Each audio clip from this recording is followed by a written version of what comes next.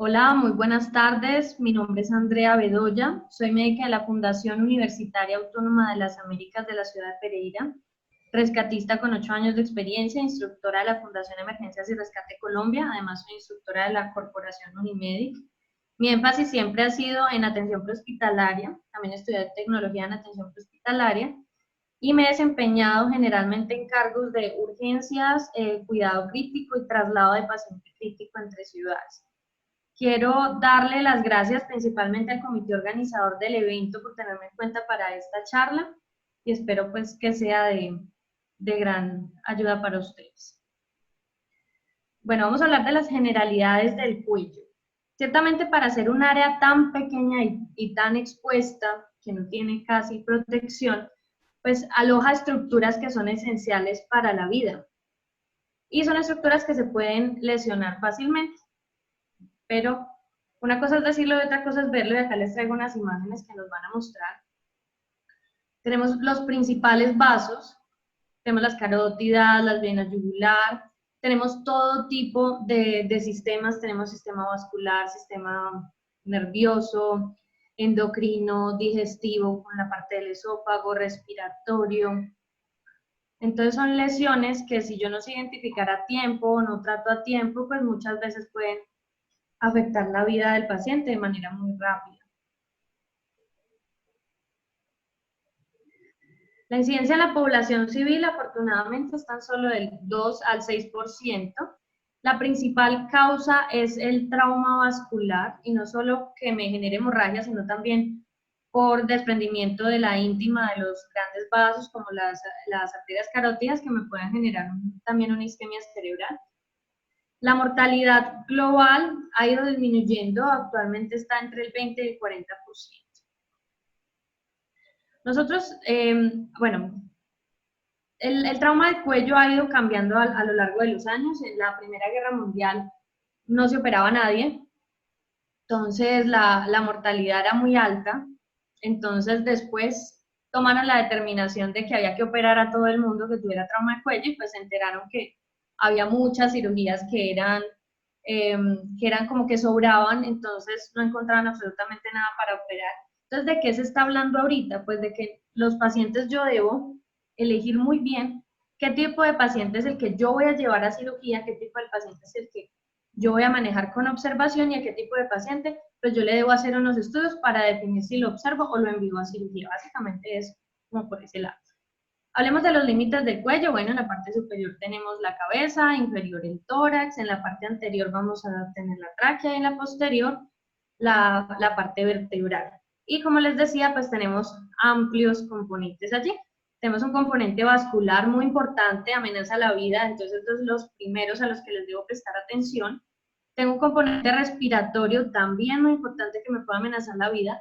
Un componente digestivo, muchachos, esa parte de pronto la cambiamos. Hablando de la anatomía del cuello y los límites, pues vamos a hablar que hacia arriba tenemos la cabeza, hacia abajo el tórax, hacia la parte posterior las vértebras cervicales y hacia la parte anterior la parte respiratoria. Tenemos varios componentes, como les decía, componente vascular, respiratorio, que son los principales a los que yo les debo prestar mucha más atención, teniendo en cuenta que son los que de manera más rápida me van a comprometer la vida del paciente.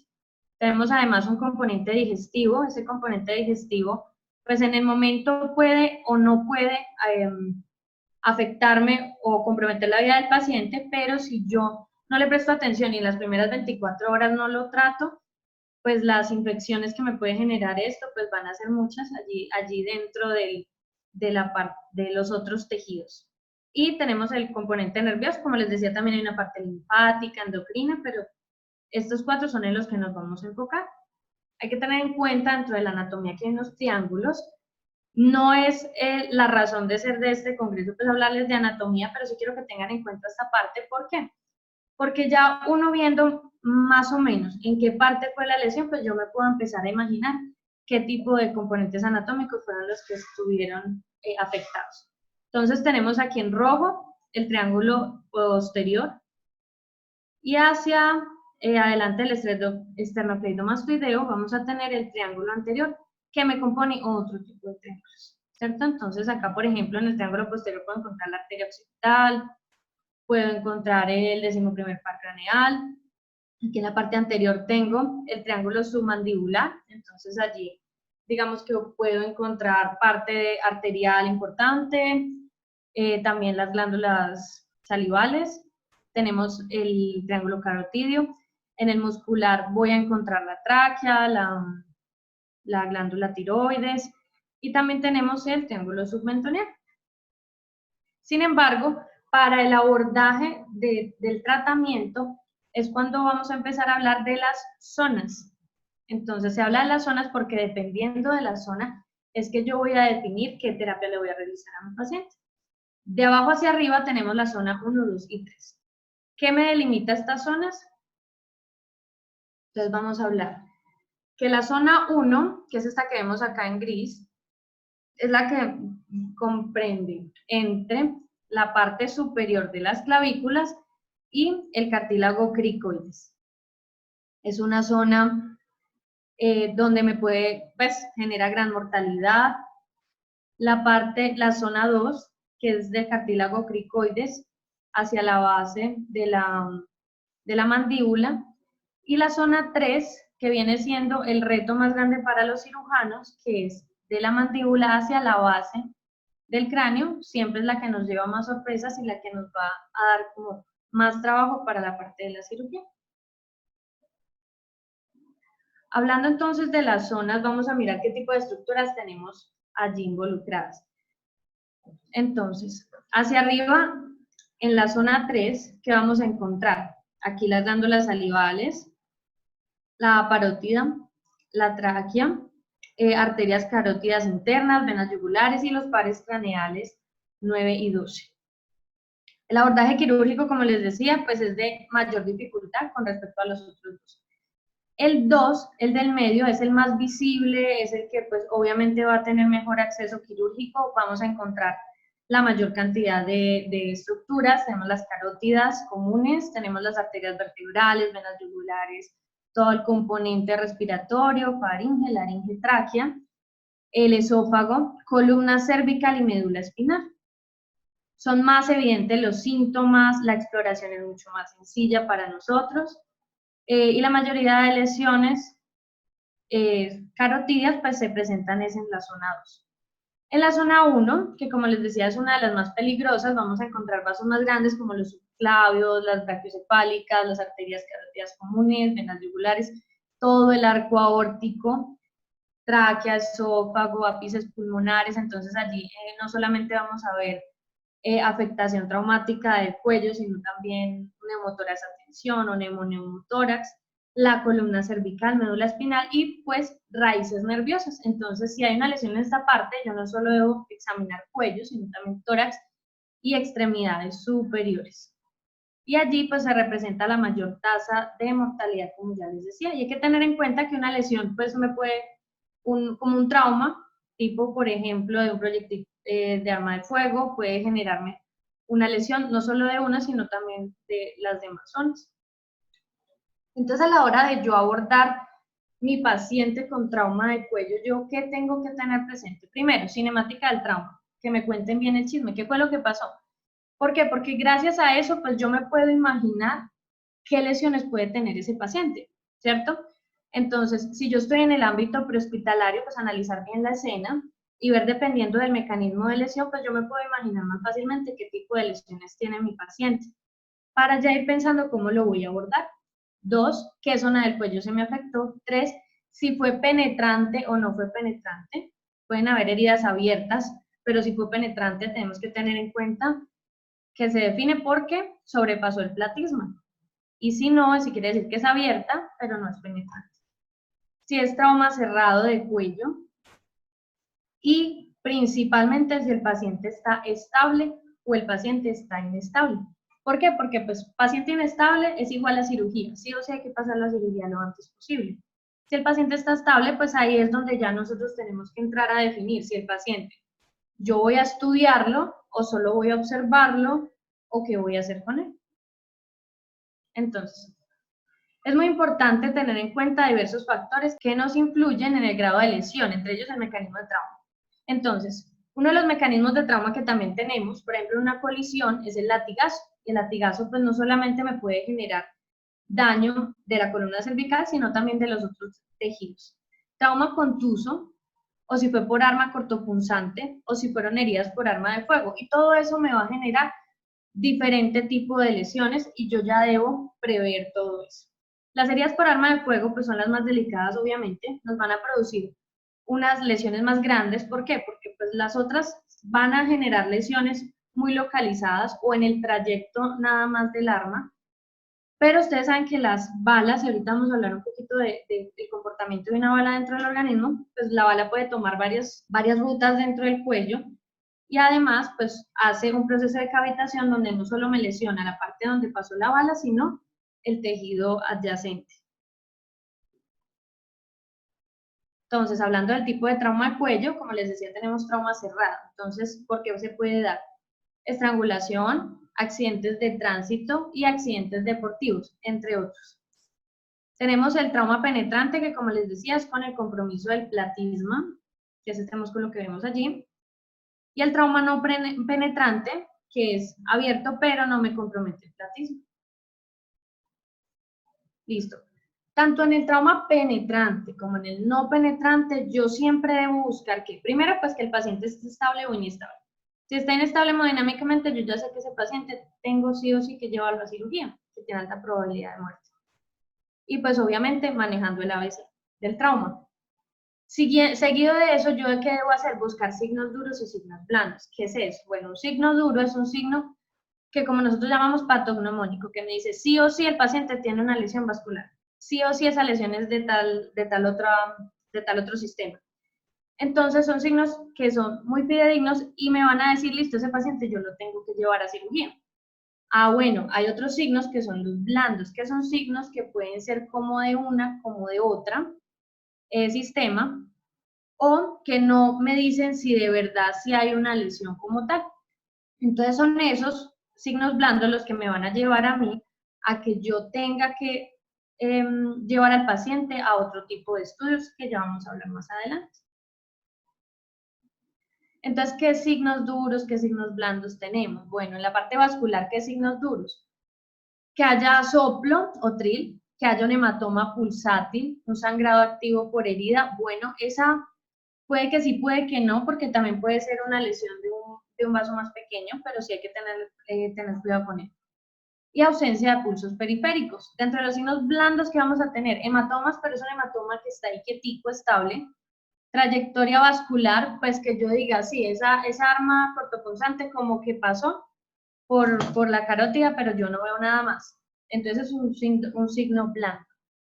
Y que haya disminución de los pulsos de la temporal. La parte respiratoria solo tengo un signo duro y es que la herida sople. De resto, enfisema subcutáneo, disfonía, estridor, eso me puede estar hablando más bien o de lesión respiratoria o también de lesión neurológica. Insuficiencia respiratoria, hemoptisis, pérdida de la prominencia de la tiroides, que pueda estar hablando entonces de una fractura del cartílago tiroides, o desviación de la vía aérea, que no solamente puede ser por trauma respiratorio, sino que ustedes también saben que un neumotórax, atención, me lo puede generar. Dentro del neurológico, pues el déficit neurológico, y en signos blandos, pues inferencia de trayecto anatómico, que el cuchillo me haya pasado por donde posiblemente va alguna rama nerviosa. Dentro del digestivo, tenemos que algún signo duro viene siendo salida de saliva o de alimento por el cuello. Dentro de los signos blandos que vamos a tener, hematemesis, odinofagia, disfagia, enfisema subcutáneo, hematoma retrofaríngeo. Bueno, ¿yo cómo me voy a aproximar inicialmente a mi paciente? Entonces, no es un secreto para nadie que cuando uno está en una situación de crisis, a uno se le olvida hasta el nombre. Entonces, yo por eso no estoy de acuerdo en que uno se debe aprender el paciente como una receta de cocina. Entonces, nosotros tenemos siempre el A, B, C, D, E. Si usted no sabe qué hacer en algo, váyase al A, B, C, D, E. ¿Por qué? Porque tanto en la parte intra como extra hospitalaria, a mí lo primero que me importa es que el paciente no se muera. Entonces, nosotros tenemos un triángulo de prioridades. Primero, vida. Segundo, funcionalidad. Tercero, estética. Si el paciente queda vivo, funcionando y bonito, muy chévere. Pero si yo tengo que entrar a sacrificar, pues empiezo a sacrificar desde abajo. Estética, sigo con funcionalidad y me quedo con vida en la medida de las posibilidades, siempre tratar de que las tres estén presentes. ¿Qué es lo primero que me puede a mí matar al paciente? La A, la obstrucción de la vía aérea, y por lo tanto es lo primero que yo debo evaluar. Y si el paciente tiene una obstrucción de la vía aérea, yo no puedo pasar hasta que lo solucione. La B, que haya una buena ventilación. Entonces, ¿por dónde pasa el oxígeno? Yo siempre pienso algo. Cuando usted esté en un momento de crisis, solo piense en una sola cosita, a la que sería el oxígeno. ¿Por qué? Porque el oxígeno, ¿por dónde va a pasar? Por la vía aérea. Entonces, ¿yo qué debo garantizar? Que esté permeable. Segundo, que haya una integridad de esa vía aérea, ¿cierto? Entonces, si hay una fractura traqueal o una ruptura, pues yo qué debo asegurar, esa vía aérea primero que nada. Segundo, ventilación. Entonces, si esos alvéolos no están bien, si esa caja torácica no está bien, pues el paciente no va a ventilar adecuadamente. Y eso es lo segundo que yo tengo que mirar. En todo paciente tenga la herida más escandalosa que tenga, porque uno siempre se deja llevar por lo más escandaloso que viene siendo la C, la sangre, ¿cierto? Que sería la parte de circulación. Entonces, ya manejada la vía aérea, ¿hacia dónde sigue el oxígeno? Pues ya pasa por la membrana alveolo-capilar a la sangre y me tengo que prestar atenciones en la circulación. Primero, que mi sistema de bomba esté bien, que mis venas, mis arterias estén bien, que haya sangre, que me lleve ese oxígeno, ¿cierto? Entonces allí es cuando yo entro a manejar específicamente en cuello, pues a identificar las lesiones y a controlarlas. Ya me paso a la parte neurológica. Entonces yo de entrada ya no puedo manejar la parte neurológica porque necesito primero el A, B y C, que es lo más importante. Y la E, que ya es la exposición del paciente, que no me le vaya a dar hipotermia, ya la revaloración y la valoración secundaria.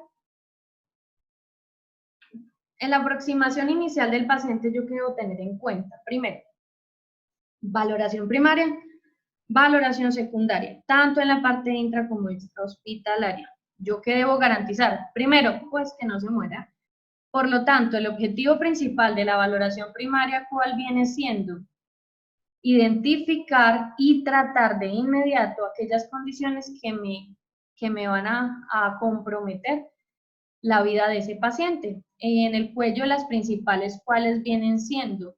La ventilatoria y la vascular, y por eso es a las que más atención le prestamos. También hay que tener en cuenta que la mayoría de muertes son por lesión vascular en el cuello. Eso no significa que vamos a descuidar la A, pero pues también hay que tenerlo en cuenta. Ya cuando ya identifiqué toda la parte, ya le aseguré vía aérea al paciente, ya controlé sangrados en la medida de lo posible. Digamos que hay un vaso que está sangrante y tiene un componente que uno ya sabe que eso es arterial porque sale la sangre con presión y a pulsos.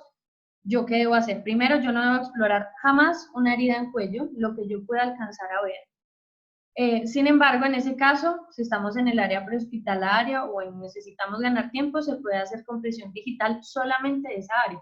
Y eso que preferiblemente, si tiene el objeto empalado, pues debe quedarse allí y debe inmovilizarse. A menos pues que tenga yo que reanimar el paciente, etc. Dentro de la valoración secundaria, ¿yo qué debo hacer? Primero, asegurarme que lo que hice en la primaria, pues esté bien. Y si no está bien, corregirlo. Segundo, ya entro a evaluar al paciente con detalle cefalocaudalmente, ya mirando todo el resto de estructuras, ya la parte neurológica, etc. Y lo tercero, que no lo coloqué acá, pero se infiere que es la revaloración. Entonces, si yo tengo un paciente estable, yo lo tengo que valorar cada 15 minutos, en cualquiera que sea mi escenario, y si tengo un paciente inestable, cada 5 minutos. Y como que si el paciente está muy, muy inestable, termino una revaloración y arranco con la otra, también. Que el paciente es sumamente dinámico. Y un dato curioso viene siendo que si usted va a entregar a un paciente, le recomiendo siempre valórelo completico antes de entregarlo. Y cuando lo pase de camilla, vuelva y lo valora. Porque el trauma es demasiado dinámico y la sola movilización del paciente me lo puede grabar. Y ni cuenta me da. Entonces, dentro del manejo básico y la evaluación inicial de mi paciente, ¿yo en qué me debo enfocar? Pues lo que ya les dije. ¿Qué es lo que me amenaza inmediatamente la vida de mi paciente? Pues lo que ya mencioné. la parte de hemorragias y la parte de hipoxemia por obstrucciones de la vía aérea o lesiones de la misma. Cualquier paciente que tenga signos graves de lesión debe ser trasladado rápidamente a sala de cirugía. Si hay signos duros que están asociados, pues yo tengo una tasa de mortalidad muy alta. ¿Qué quiere decir? Que tengo que pasar a ese paciente rápido a cirugía. Yo no puedo retrasar el traslado de un paciente inestable, sí o sí me lo tengo que llevar, ni por tomarle un examen o algo más, no, inestable es igual a cirugía. ¿Se puede aplicar presión directa en las heridas sangrantes en el camino? Sí, incluso se describe que yo puedo utilizar la sonda Foley, la introduzco por la lesión, si yo tengo una lesión, una hemorragia profusa que no estoy pudiendo manejar con la presión digital, puedo colocar la sonda Foley, la inflo y la tracciono, y eso lo que va a hacer es lograrme sellar de una u otra forma algún tipo de lesión que haya, ¿cierto? Acuérdense que lo primero es la vida, segundo funcionalidad, tercero estética, ¿sí? Y ya entonces en última instancia usted debe, en un caso extremo, pues asegurar la vida de ese paciente. Entonces ya vamos a hablar puntualmente de los traumas, cerrado y abierto. Yo tengo un trauma cerrado de cuello, afortunadamente, es la causa más frecuente en general, y en los accidentes de tránsito, pues es la más frecuente. Después sigue el trauma deportivo, la estrangulación. También nos puede generar trauma cerrado las lesiones secundarias o terciarias por explosiones. Ustedes saben que explota, viene la onda expansiva y después arroja objetos, y esos objetos serían las lesiones terciarias, secundarias y terciarias. Listo. Fuerzas por desaceleraciones, entonces el llamado latigazo, que les mencionaba ahorita, que son esa presión, ese aumento de la presión, nos puede generar injuria de otros tejidos y también, obviamente, lesionar la columna cervical. ¿Qué debo hacer entonces para yo empezar a abordar mi paciente de trauma cerrado de cuello? Primero, estable o inestable, inestable, cirugía. No hay más que verle. Ahora, el paciente está estable. ¿Qué debo hacer? Radiografía de cuello y de tórax. Es un buen comienzo para yo abordar inicialmente a mi paciente. Hablando de fuerzas de trauma, para que miremos lo frágil que es esta área, solamente con más de 2 kilogramos de peso sobre el cuello ya cerramos la circulación yugular. Solamente con 5 kilogramos de peso sobre el cuello ya cerramos la circulación carotídea. Y mayor de 15 sobre el cuello ya tenemos trauma traqueal. Un trauma contuso puede tener más de 15 kilogramos, entonces hay que tener en cuenta el trauma traqueal, muy importante porque también nos puede amenazar la vida. Vamos a hablar de la palabra clave de esta charla, y la palabra clave es escaleno 78. Vamos entonces a evaluar nuestro cuello por zonas. Tengo la zona 1, es la que peor pronóstico tiene, como ya les mencionaba, mucha morbimortalidad. La zona 2, que es la más visible, es la más alta prevalencia, perdón que en la anterior me equivoqué, son la más alta prevalencia en cuanto a trauma penetrante se refiere, y a la que tiene más baja morbimortalidad, afortunadamente. Y la zona 3 son menos frecuentes, también afortunadamente, porque como les decía es un reto quirúrgico, y también un reto terapéutico. Debo examinar a mi paciente y yo siempre debo buscar en mi paciente los signos duros, ¿cierto? Entonces, debo buscar lo que les decía, las heridas soplantes o las lesiones vasculares pulsátiles o el enfisema que me esté indicando lesiones de víscera hueca, llámese la parte digestiva o la parte ventilatoria. Debo buscar deformidad ósea o fracturas de columna cervical, que también me sugieren lesión vascular. Entonces, miren algo chévere. En trauma nosotros siempre hablamos que en la A, control cervical, y la parte cervical es la más importante, pero miren que acá en trauma de cuello pierde importancia. Si bien es muy importante preservar la funcionalidad del paciente y hay que inmovilizar a ese paciente en la parte prehospitalaria, prima que la vida. Entonces, una lesión cervical lo que me va a sugerir es una lesión vascular, y es allí donde yo me tengo que enfocar. Si yo tengo un trauma cerrado de cuello, ¿yo debo inmovilizar a mi paciente? Sí, y le voy a poner mi inmovilizador cervical, sí. Y debo llevarlo con los parales también. Pero igual eso también depende, ¿no? Pero si yo tengo un trauma abierto, yo debo pensarla 2 veces antes de poner un inmovilizador cervical. ¿Por qué? Porque tampoco es tanto lo que me va a inmovilizar, por ejemplo, un ambú o un Filadelfia. Ustedes saben que el Excolar en inmovilización cervical es el que nos va a generar un mayor porcentaje de inmovilización del cuello. Y sí puedo estar yo cegándome a posibles cambios que haya en la parte cervical que me puedan amenazar la vida del paciente. Así que si yo tengo una lesión abierta, lo último que yo voy a hacer es colocar un inmovilizador cervical si veo que me va a dificultar las maniobras. Ah, que sí debo hacer, que entonces que no hago inmovilización, no, para eso tienen las manitos, entonces sí debe colocar a una persona que haga por lo menos la inmovilización manual. Listo. Y obviamente también dependiendo si ya yo tengo dudas, debo utilizar los diferentes métodos diagnósticos, dependiendo de qué, pues de lo que yo sospeche que tiene lesionado el paciente. Angiotac, Doppler o angiografía, si es una parte, si es circulatorio lo que yo estoy pensando. Estudio para sistema digestivo como el encefalograma, la endoscopia. Entonces, pero hablando pues acá del angiotac, Doppler y angiografía, pues se prefiere el angiotac, ya se ve que la angiografía pues no solo es más demoradita, sino que también me supone otros riesgos de intoxicación para el paciente y pues es casi lo mismo. Listo. Pasando a trauma penetrante de cuello. Entonces, ya sabemos que es penetrante, sí, me atraviesa el músculo platysma. Es más frecuente que el trauma cerrado, produce mayores tasas de morbo y mortalidad, obviamente. Potencialmente puede dañarme varios sistemas, claro, yo no sé la trayectoria y ahí se lleva lo que se encuentre. Heridas que se extienden a través del platisma no se exploran, no se exploran. Ay, pues que yo tengo que mirar si el platisma está atravesado o no. Sí, claro, claro que sí, pero usted debe mirar como por encimita y medio abrir un poquito la heridita, pero no explore ni trate de agrandarla más para mirar bien. Y si usted quiere equivocarse, equivóquese a favor del paciente. A la final siempre nos vamos a equivocar, somos seres humanos. Es mejor siempre tratar de equivocarse a favor del paciente. Si usted no sabe si esa lesión pasó o no sobrepasó platisma, suponga que sí lo sobrepasó. Bueno, podríamos hallar que en un trauma penetrante, sangrado activo arterial, un hematoma que esté creciendo, soplos arteriales, por eso también dentro del examen físico yo debo auscultar ese cuello, y también voy a encontrar compromiso de la vía aérea. Les dije que también había que revisar tórax y extremidades superiores, entonces ahí es donde yo voy a encontrar quizás parálisis aisladas o ya otros signos neurológicos que más adelante les voy a mencionar que me sugieren lesión de algún par craneal o alguna otra raíz nerviosa.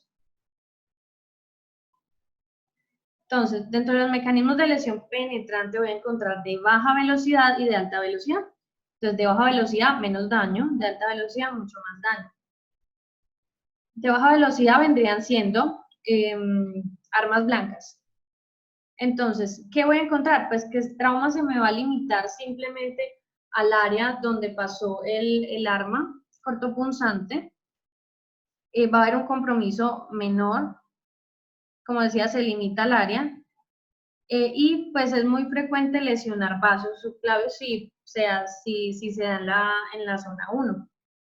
En traumas de alta velocidad, armas de fuego, pues voy a encontrar que ahí va a haber un mayor daño, dependiendo también de la velocidad, el tamaño del proyectil, la dirección del proyectil. Entonces, ¿qué voy a encontrar?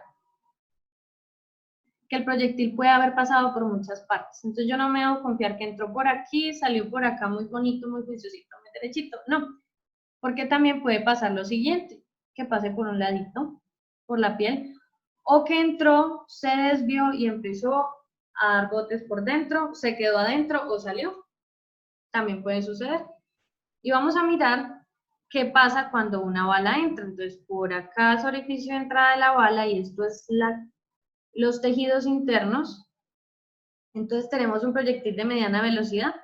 Acá vemos una cavitación y es toda esa energía que se me va a expandir dentro de los tejidos.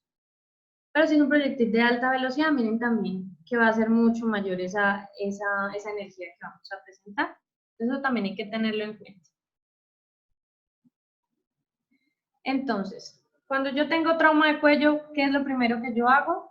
ABCD de mi paciente. Segundo, estable o inestable, inestable manejo quirúrgico, estable, miro si está estable sintomático o estable asintomático. Si está estable asintomático, lo voy a evaluar con imagenología y lo dejo en observación 48 horas. No es que está bien, entonces lo envío para la casa, no. Sintomático, entonces ya yo entro a evaluar lo que hablábamos ahorita, signos duros, signos blandos. Signos duros, voy a buscar sobre todo, principalmente la parte vascular de vía aérea o la parte digestiva.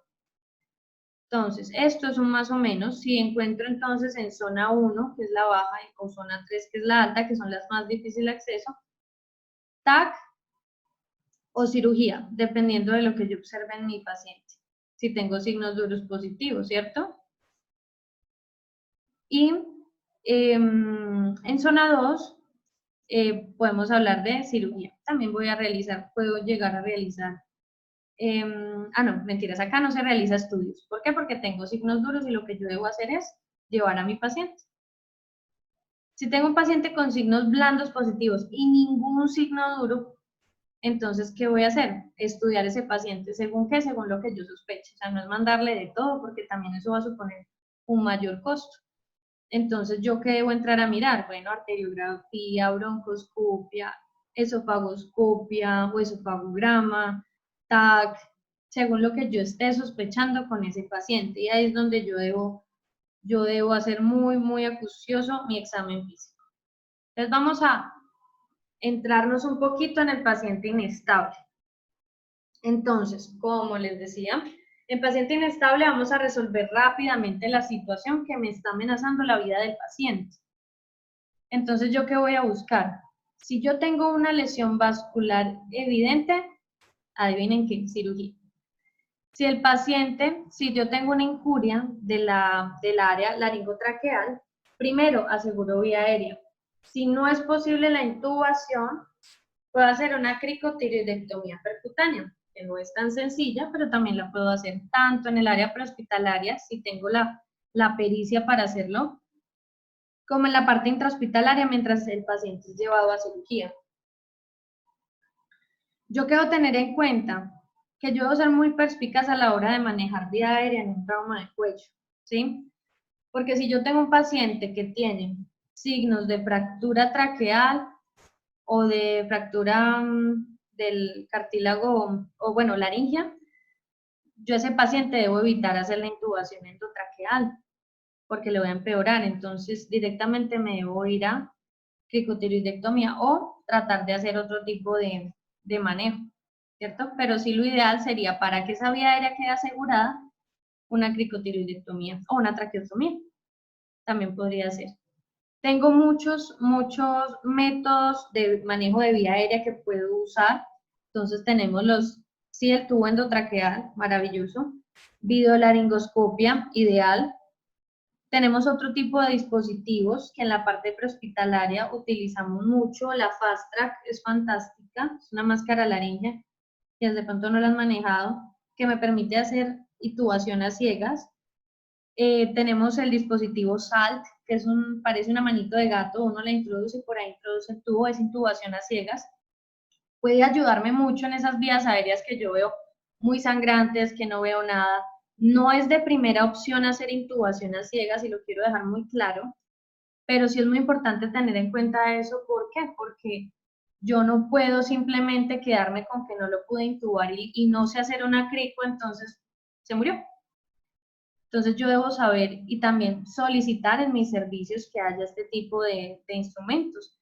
Tenemos otras como por ejemplo la IQ, que es una máscara laringea que me encanta, que es como una fast track con máscara laringea. Entonces, ¿qué me va a permitir? Hacer intubación a ciegas, me va a permitir también hacer aspiración del paciente y le cabe cualquier tipo de tubo endotraqueal, a diferencia de la fast track, que solamente le entra el tubo traqueal que viene de la fast track. Entonces, esa nos puede ayudar mucho. Otro dispositivo es la iGel, que es una máscara laringea que no hay necesidad de insuflarla. Me parece excelente y nos ayudó a salvar muchas vidas en muchas ocasiones. Entonces, también es muy importante que sepamos manejar muy bien esa parte de vía aérea. Listo. ¿Qué signos van a requerir exploración quirúrgica? Esto hay que tenerlo muy claro. Entonces, en la parte vascular, sangrado activo, hematoma expansivo.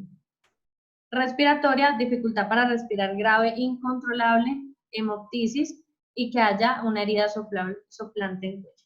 Digestivo, salida de saliva por la herida, hematemesis, aire o edema retrofaríngeo, aunque también hablamos que la hematemesis era un signo que pudiera ser blando. Pero en sí hay un sangrado y debo entrar a controlarlo. Nervioso, que haya déficit neurológico, alteración del estado de conciencia y el paciente no haya tenido trauma craneoencefálico. Hay que tener en cuenta que trauma de cuello no solo es trauma de cuello. Puede ser que el paciente se haya lesionado el cuello con una bala o un arma cortopunzante o también en un politrauma y no me puedo casar solo con cuello, debo manejar al paciente de una manera integral. Listo. Ahora vámonos hacia el otro lado del algoritmo con el paciente estable. Entonces tengo que en un paciente estable, ¿qué hago? Miro qué se comprometió. Entonces acá tengo los 4 sistemas básicos de los que hablábamos. Los otros también se van a lesionar, pero pues en este momento no me interesan porque lo que quiero es evitar que el paciente fallezca. Primero, y muy importante, vascular y respiratorio. Entonces el vascular, que es la mayoría, necesito determinar mediante signos y síntomas y los exámenes que voy a solicitar, angiografía, angiotac, ecodoppler. En la parte respiratoria, obviamente examen físico y los estudios complementarios vendrían siendo radiografía simple, TAC o fibronasolaringoscopia. En la parte neurológica también puedo utilizar un TAC, pero me prima la parte del examen físico. Entonces, ¿qué voy a buscar? Lesión de pares craneales o lesiones nerviosas. Entonces, en lesiones, por ejemplo, de la zona 3, yo puedo estar sospechando una lesión del nervio facial y voy a evaluar al paciente efectivamente, lesión de comisura labial del lado afectado. Si tengo afectación del glosofaringio, que es más que todo como en la zona 2, triángulo anterior, entonces, ¿qué voy a encontrar? Disfagia, el reflejo nauseoso del paciente, pues está inexistente. Nervio vago, muy importante, entonces, o el laringio recurrente, ¿qué voy a encontrar? Ronquera, disminución de la fuerza de la voz, también disfonía. Entonces, por eso les decía que disfonía no solamente es que haya una lesión a nivel respiratorio. Nervio espinal accesorio viene siendo más en la parte del triángulo posterior. ¿Y qué voy a tener con el paciente? Incapacidad para que el paciente levante el hombro del mismo lado de la lesión y no puede lateralizar la barbilla sobre el hombro contralateral. Cuando tengo lesión del hipogloso, voy a tener desviación de la lengua con protrusión de la misma. Dentro de las lesiones digestivas, voy a encontrar que suponen el 5% de las lesiones totales de trauma penetrante. ¿Qué voy a hacer con este paciente? Obviamente examen físico buscando los signos duros. Si hay signos duros, no me pongo a obviar con esto, cirugía. Y obviamente también antibiótico de amplio espectro. Tengo que tener en cuenta que la saliva tiene más de 500 especies diferentes de bacterias y la verdad no quiero que eso esté por ahí andando en las estructuras del cuello, ¿cierto? Entonces en examen físico, si veo comida o saliva, ya cirugía. Esofagograma, si está dudoso, o esofagoscopia. Si yo veo más bien un líquido como lechoso saliendo, puede ser pues, de la parte digestiva, pero también debo suponer un trauma linfático. Y también debe ser llevado a cirugía, pero pues no es tan urgente porque es posteriormente como para que ya sea corregida esta parte. Listo. Entonces tenemos que en general yo voy a tener trauma penetrante de cuello, si no penetra, entonces, ¿qué voy a hacer? Entonces, observo, platisma no se lesionó, ¿qué voy a hacer? Lavado, sutura, la vacuna antitetánica y salida de ese paciente. porque pues no hay trauma cerrado, no hay nada contuso, solo fue la lesioncita allí y ya. Entonces yo sé que mis estructuras están bien. Si penetra, voy a hablar de signos de certeza, cirugía, y signos de alarma. Ahí es donde yo me voy a ir a zona 1, zona 2 o zona 3 y allí voy a enviar el examen que corresponda no solo a signos blandos y signos duros, sino que también, dependiendo de la zona, también puedo hacer la exploración. Si yo no tengo signos, tengo un trauma penetrante, sin signos, tengo que hacer observación de 48 horas. ¿De qué? De si encuentro que el paciente tiene una herida por arma cortopunzante. Y si no tiene signos, pero fue una herida por arma de fuego, entonces, ¿qué debo hacer? Estudios a mi paciente. ¿Por qué? Por lo que les decía, el arma de fuego pues me va a generar muchas más lesiones y pueden ser hasta lesiones ocultas. Entonces, en conclusión, el trauma de cuello es un desafío muy grande para todos, incluyendo los médicos generales, debido a que es complejo para diagnosticar, para tratar y fuera de eso nos pone contra la pared teniendo en cuenta que hay que actuar de manera rápida pero muy consciente. Es muy importante siempre clasifiquen el tipo de trauma de este paciente. No se vayan a la loca, siempre piensen A, B, C, D. Hacer un examen físico muy detallado, no se dejen asustar por la sangre. Definir las imágenes, siempre va a ser muy pertinente que yo envíe los exámenes adecuados, yo no haga perder tiempo a mi paciente con un examen que a la larga no me va a definir absolutamente nada. Entonces siempre piensen, antes de enviar un examen, ¿esto qué me va a definir a mí? Y finalmente, tratar de manera oportuna. Muchísimas gracias.